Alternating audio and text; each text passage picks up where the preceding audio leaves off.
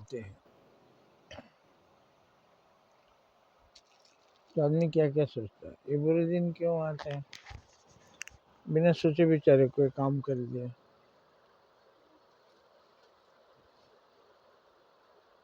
सोच विचार कर भी किया तो साथ नहीं दिया तकदीर ने। किसी की साजिश भी हो सकती है, अन्य कारणों से भी ये बुरे दिन आते हैं। भौतिक आपदा, तो ईश्वर को तो कभी नहीं भूलना चाहिए। बुरे दिन ईश्वर की परीक्षा मान के ज़्यादा बौखलाना नहीं चाहिए, परिश्रम करना चाहिए, सोचना चाहिए बुरे दिन क्यों आए और अब हम क्या करें। ऐसे दिखता है साफ साफ, जब हमने पैसों की कदर की, आधा खाया आधा बचाया, तो वही बचत से हम बढ़ते चले गए। और एक दिन ऐसा आया कि हम होश में नहीं रहे,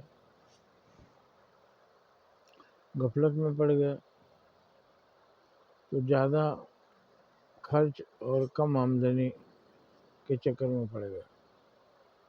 ये ज़्यादा खर्च कम आमदनी मेरा जमा पूंजी भी सब खा गया। ऐसे खा जाता है सबका। तो बुरे दिन जब आते हैं तो बहुत बुरा होता है, अपना दिमाग काम नहीं करता, जीने का दिल नहीं करता, किसी पर गुस्सा आता है।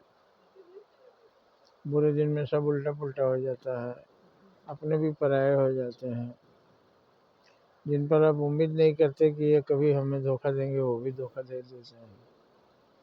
तो बुरे दिन जब आते हैं तो बहुत सी अद्भुत घटनाएं घटती हैं। राजा नल अपनी बहन के यहाँ गए तो खूंटी में टंगा हुआ हार को खूंटी ने ही निगल लिया, और राजा नल वहां से भाग गए कि इल्जाम हमारे ऊपर ही आएगा।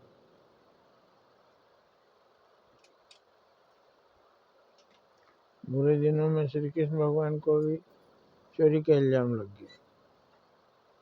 बुरे दिन बहुत खराब होते हैं, मेरे किसी दुष्कर्मों के फल होते हैं, ये गलतियों का फल होता है,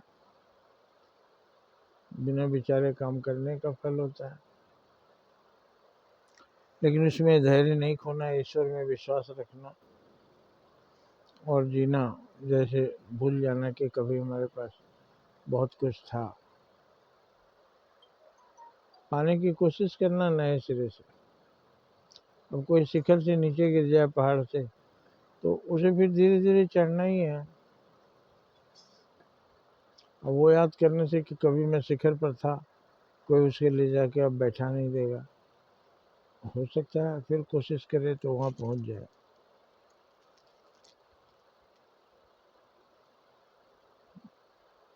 यही सच्चाई है, यही तत्व दर्शन है। जीना हमारा अस्तित्व अलग है। कभी हमने बहुत कुछ पाया, कभी खोया, ये मान के चलना कि वो आया ही नहीं था। ईश्वर को ध्यान रखना और अपना कर्तव्य करते रहना, यही सहारा है और कोई उपाय नहीं।